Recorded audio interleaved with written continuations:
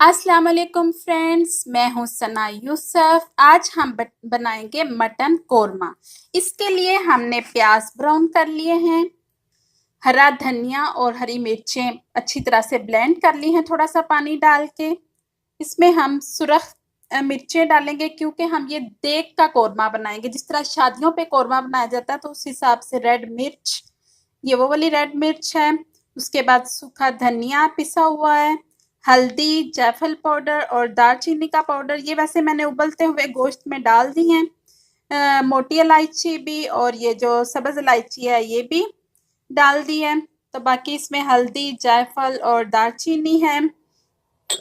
उसके बाद हमने लिया है अदरक, अदरक लहसुन का पेस्ट, नमक, नमक भी ले लिया है हमने। उसके बाद थोड़ा सा हम कोरमा मसाला भी लेंगे।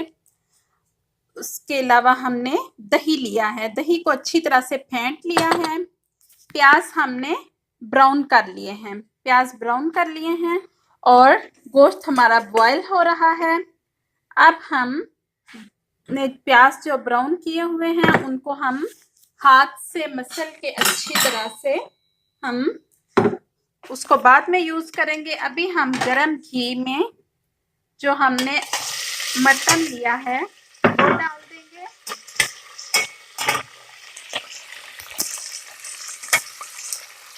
और उसके बाद हम सारे मसाले डाल देंगे, पाउडर मसाले जो कि हम सबका पाउडर बना चुके हैं। जीरे का भी, कुछ धनिया का, सूखे धनिया का भी हमने पाउडर बना लिया है।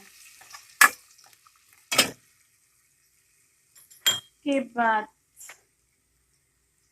सिर्फ हल्के वाली मिर्च, हल्दी, दालचीनी और जायफल जवेत्री भी हमने पीस ली थी। सब मसालों को डाल के अच्छी तरह से हम भून लेंगे। जब अच्छी तरह से भुन जाए तो हम इसके साथ ही हरी मिर्चें और धनिया, जो कि ये थोड़ा सा क्या है बाहर, हमने पेस्ट बना लिया था, थोड़ा सा पानी डाल के इसको अच्छी तरह से हम पकाएंगे।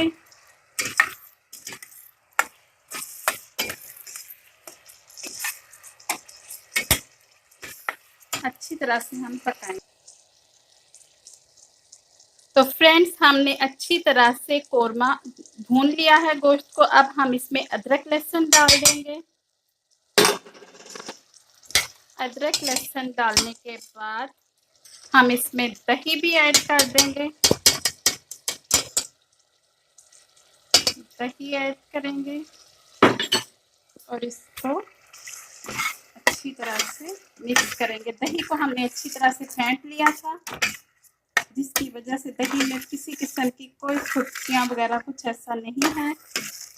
अब हम इसको फिर अच्छी तरह से भूनेंगे। भूनने के बाद हम इसमें जो यखनी निकाली थी हमने 1 कप वो डाल देंगे और आधा कप पानी डाल देंगे ताकि अच्छी तरह से ये गल जाए और अच्छी तरह से पक जाए। देखिए फ्रेंड्स, ये अच्छी तरह से भुन चुका है। अब हम इसमें 1 कप यखनी डाल देंगे।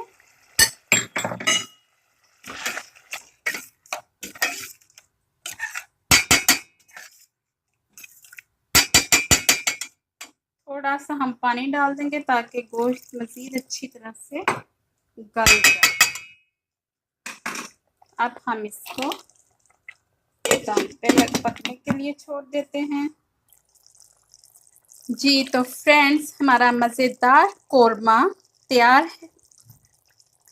मटन कोरमा बिल्कुल तैयार है। इसमें हमने फ्राई किए हुए प्याज क्रश करके भी डाल दिए हैं। अब तकरीबन हमारा ये तैयार है। 2 से 3 मिनट के बाद हम इसको सर्व करेंगे।